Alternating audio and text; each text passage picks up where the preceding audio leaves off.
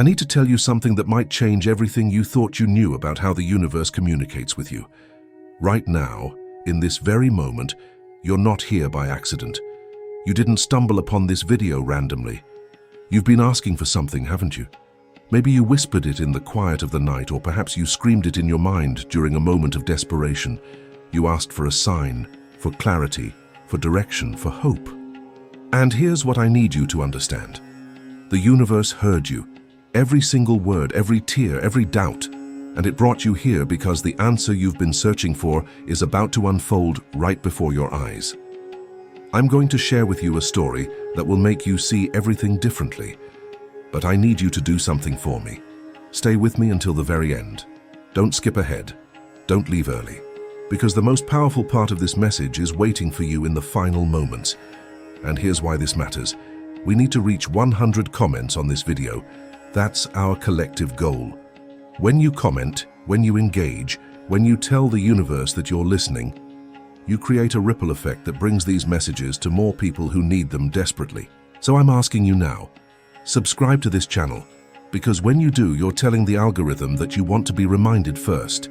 You want to be at the front of the line when inspiration arrives. Those who watch until the end and those who subscribe are remembered faster by the platform. They're the ones who receive the blessings first. They're the ones who stay ahead. And to continue helping you, the universe only asks for one small thing. Leave a motivational comment on this video. Just one comment. That's all it takes to keep this energy flowing, to keep bringing you more stories like the one you're about to hear. Because we need to hit this goal to continue bringing more inspiring stories like this. Now, let me take you on a journey. There was a woman named Sarah who had reached a point in her life where nothing seemed to make sense anymore. She had a decent job working as an accountant in a corporate office with fluorescent lights that buzzed constantly and air conditioning that was always too cold. She had a small apartment on the 3rd floor of a building where she could hear her neighbors arguing through the thin walls. She had a routine that looked fine from the outside, structured and predictable, but inside she felt hollow, empty, like she was living someone else's life, following someone else's script, wearing someone else's skin. Every morning, she woke up with a weight on her chest that felt like an invisible hand pressing down on her, making it hard to breathe, making it hard to find a reason to get out of bed. And every night she went to bed wondering if this was all there was, if she had somehow missed the turn that would have led her to a life that actually felt like living. She had dreams once, big, beautiful, terrifying dreams that made her heart race and her palms sweat with excitement. She wanted to be an artist, to create things that moved people, to live a life that felt alive and meaningful and true. She used to spend hours sketching in notebooks, losing herself in the flow of creating, feeling more herself in those moments than any other time. She remembered being 17, sitting in her bedroom with paint under her fingernails and hope in her chest, believing with absolute certainty that she would make it, that her art would matter, that she would find a way.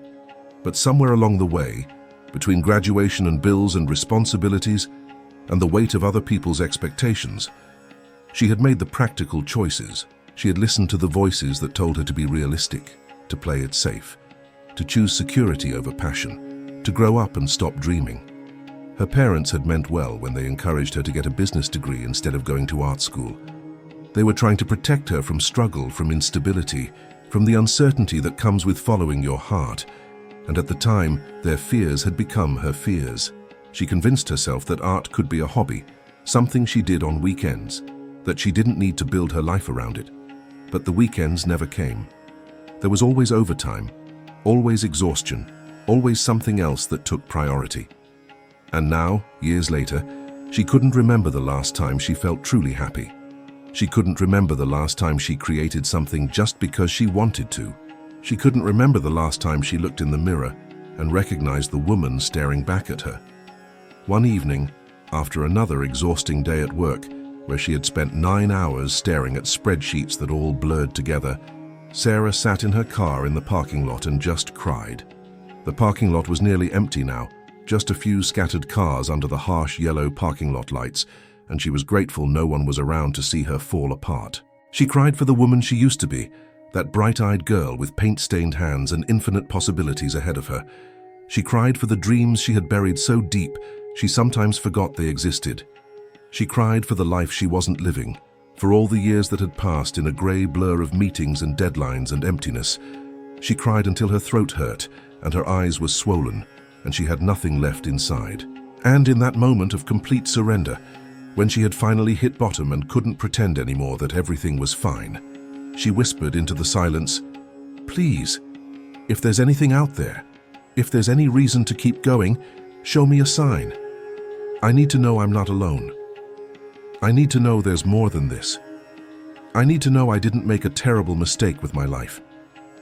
She didn't know who she was talking to. Maybe God. Maybe the universe. Maybe the angels her grandmother used to tell her about when she was a child. Maybe just the darkness and the steering wheel, and her own desperate need to believe that someone, somewhere, was listening. But she needed to say it out loud. She needed to release it into the world and trust that somehow, some way, an answer would come. She wiped her tears, drove home in silence, and went to bed feeling emptier than ever, wondering if asking for signs was just another way of fooling herself, another way of avoiding the hard truth that this was it. This was her life, and nothing was going to change unless she changed it herself. The next morning, Sarah dragged herself to the coffee shop she always went to before work, a little place on the corner with mismatched furniture and the smell of fresh roasted beans that was the only pleasant part of her morning routine. She ordered her usual vanilla latte with an extra shot of espresso because she needed all the help she could get to face another day, barely looking at the barista because she was still lost in her own thoughts, still feeling raw and exposed from the night before. But when she received her cup, something caught her eye. Written on the side where her name should have been, where they usually scribbled Sarah or Sally or whatever close approximation they could guess, were the words in careful black marker. "Keep going. You're closer than you think." She stared at those words for a long moment, her heart suddenly pounding in her chest, her hand starting to tremble slightly as she held the warm cup. Time seemed to slow down. The noise of the coffee shop faded into the background. All she could see were those words. "Keep going. You're closer than you think." She looked up at the barista, a young man in his 20s with kind eyes and a gentle smile, someone she had seen dozens of times but never really noticed, and asked with a voice that came out shakier than she intended, "Why did you write this?" He smiled gently, that same peaceful smile, and said, "I don't know. I just felt like you needed to hear it today.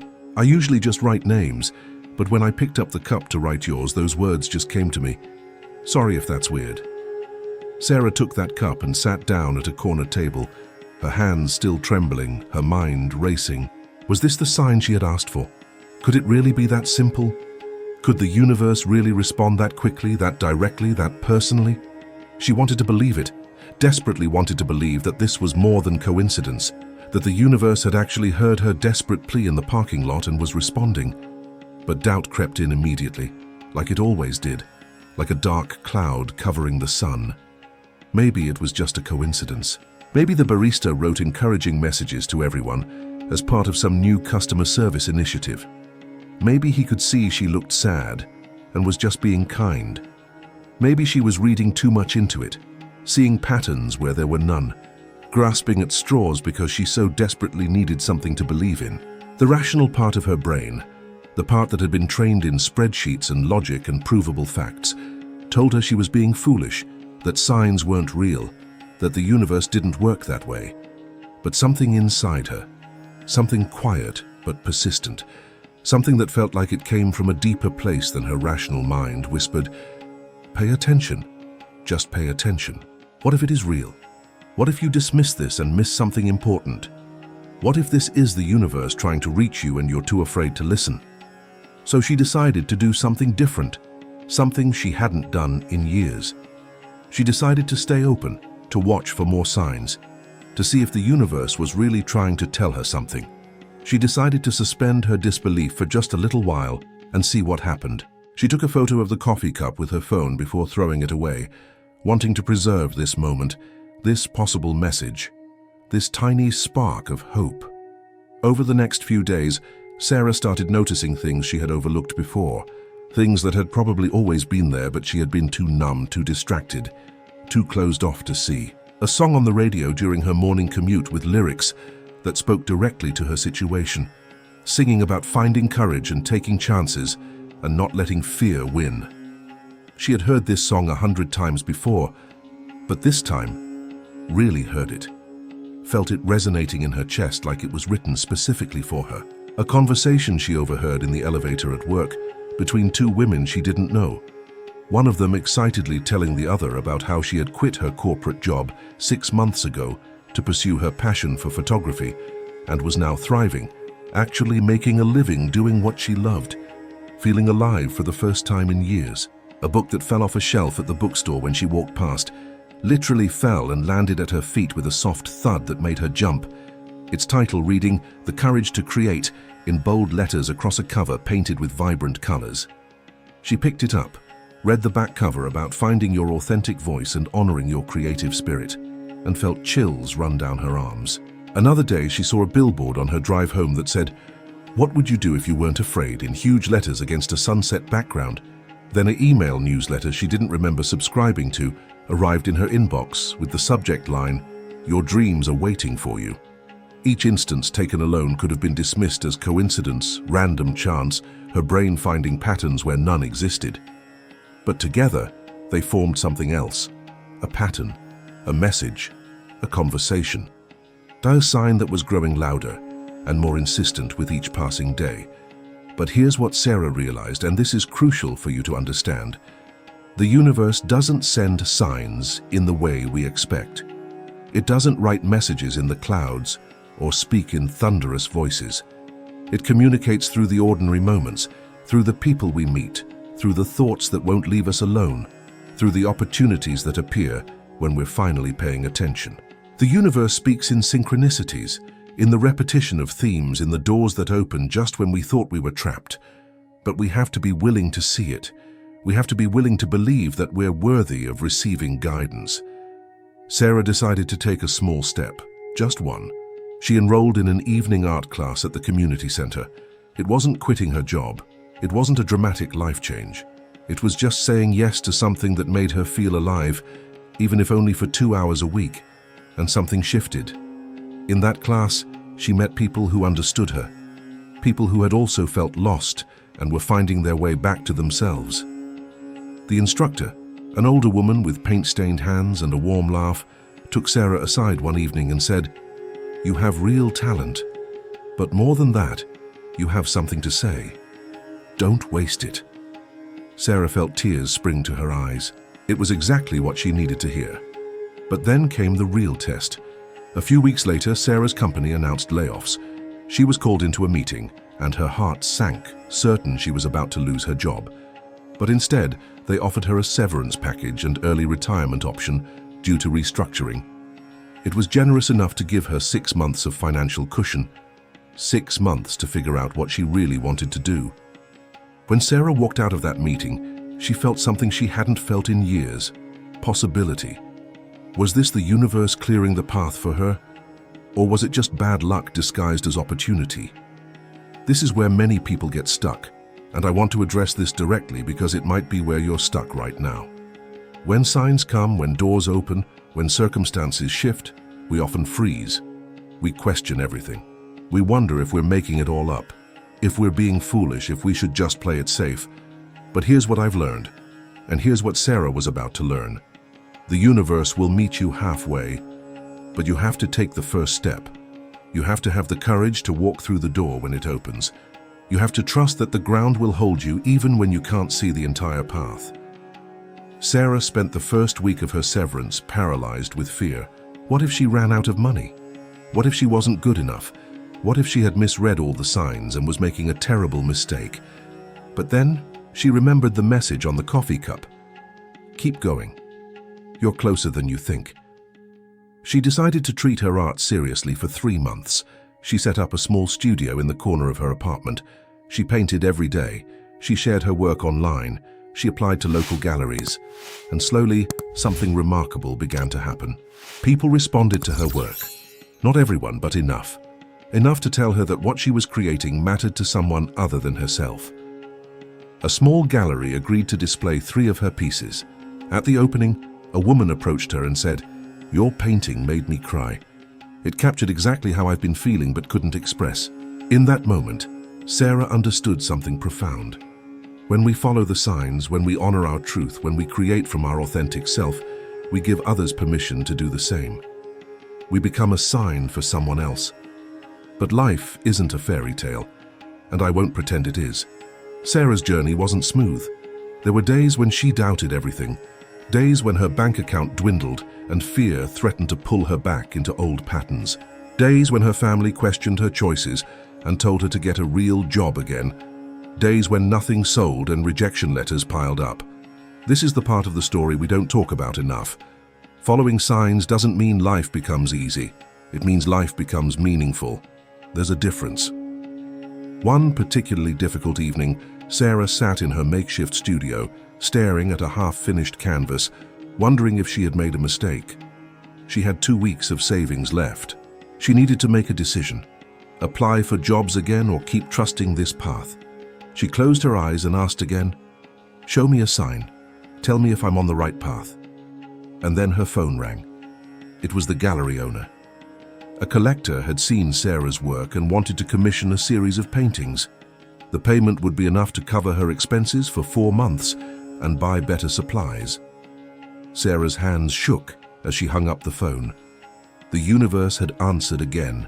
But here's what I need you to understand, and this is the heart of everything I'm trying to tell you. The universe responds to commitment. It responds to courage. It responds to the person who asks for a sign and then takes action when the sign appears. Sarah had asked for guidance, but she also did the work. She showed up every day. She put her art into the world despite her fear. She kept going when it would have been easier to quit. The universe doesn't reward passivity. It rewards the willingness to co-create your life. Over the next 2 years, Sarah's art career grew in ways she never imagined. But more important than the external success was the internal transformation. She became someone who trusted herself, someone who could hear her own intuition, someone who understood that signs are everywhere when we're aligned with our truth. She learned that the universe speaks through our desires, through the things that won't let us go, through the dreams that wake us up at 3 in the morning. And she learned that sometimes the signs tell us to let go, to release what's not working, to make space for something new. Let me shift now and speak directly to you, because this story isn't just about Sarah. It's about you. It's about the questions you've been asking. It's about the signs you've been seeing, but maybe dismissing. It's about the life you're meant to live, but fear is keeping you from claiming. You asked for a sign, and here it is. You're stronger than you think, braver than you believe, more capable than you know. The fact that you're here, listening to this story, means you're ready for something to shift. You're ready to trust again. You're ready to take the next step, whatever that step is for you. Maybe your sign is about love. Maybe you've been wondering if you'll ever find someone who truly sees you, who loves you for who you are, not who you pretend to be. Here's what I want you to know. The universe is preparing you for the love you desire by first teaching you to love yourself. Every heartbreak, every disappointment, every moment of loneliness has been shaping you, softening you, opening your heart in ways that only pain can. The person meant for you is also on a journey. They're also being prepared. And when the timing is right, when you've both learned what you need to learn, your paths will cross. But until then, love yourself fiercely. Treat yourself with the tenderness you wish someone else would show you. Because the love you give yourself sets the standard for the love you'll accept from others. Maybe your sign is about money. Maybe you've been struggling financially, wondering how you'll ever get ahead, feeling trapped by debt or limited by lack. Here's the truth about money and the universe. Abundance is your birthright, but scarcity is often your mindset. The universe responds to your beliefs about what you deserve. If you believe you'll never have enough, you'll keep creating experiences that confirm that belief. But if you begin to shift your relationship with money, if you start seeing it as energy that flows rather than something scarce that you have to hoard, everything changes. Start by being grateful for what you have right now. Even if it's just $1 in your pocket, bless it, thank it. Trust that more is coming. Look for opportunities to give, even in small ways, because giving tells the universe you believe in abundance.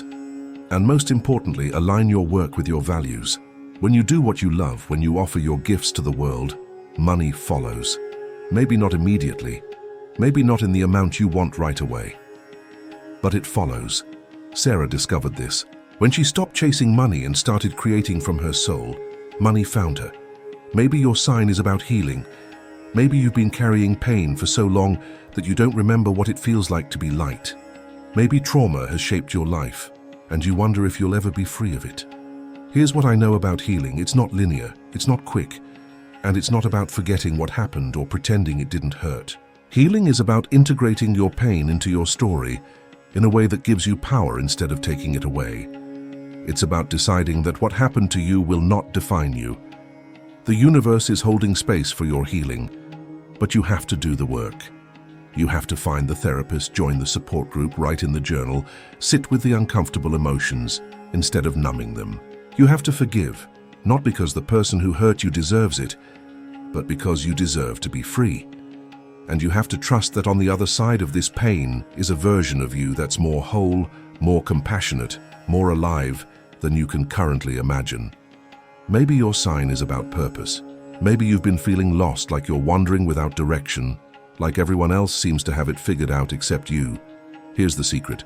Nobody has it figured out. We're all making it up as we go. But some people have learned to trust the unfolding. They've learned that purpose isn't something you find. It's something you create through the choices you make every day. Your purpose is hidden in the things you care about, in the problems you want to solve, in the ways you naturally help others. It's in the conversations you lose track of time having. It's in the activities that make you forget to check your phone. Pay attention to those moments. They're breadcrumbs leading you home to yourself. Maybe your sign is about peace. Maybe you're exhausted from trying to control everything, from worrying about outcomes, from carrying the weight of the world on your shoulders. Maybe you just want to breathe again. Here's your permission. Let go. You don't have to figure it all out today. You don't have to be perfect. You don't have to have all the answers. The universe is conspiring in your favor even when it doesn't feel like it, even when things are falling apart. Sometimes things fall apart so better things can fall together. Sometimes the universe says no to what you want because it's protecting you from what you don't need. Sometimes the detour is actually the path. Trust the process, trust the timing.